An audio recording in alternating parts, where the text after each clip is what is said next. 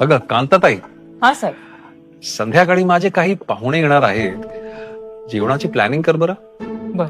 पण साहेब किती लोक येणार आहेत? नाही म्हणजे नक्की माहिती असतं ना किती येत आहेत, की अगदी व्यवस्थित तयारी करता येते. चांगला प्रश्न आहे.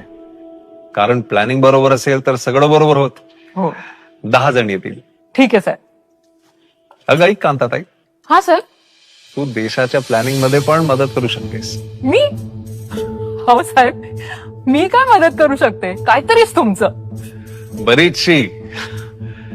देशात जनगणना 2027 सुरू झाली आहे. जेव्हा एन्युमिरेटर म्हणजेच जनगणना करणारे तुमच्या घरी येतील तेव्हा त्यांच्या प्रश्नांचं बरोबर आणि अचूक उत्तर दे.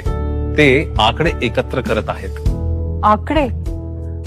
पण त्यांनी काय होणार साहेब? एकत्रित आकड्यांनी देश करेल प्लॅनिंग आणि बनवेल नीती आणि योजना. म्हणजे प्रत्येक घरापर्यंत पोहोचू शकेल प्रगती आणि विकास.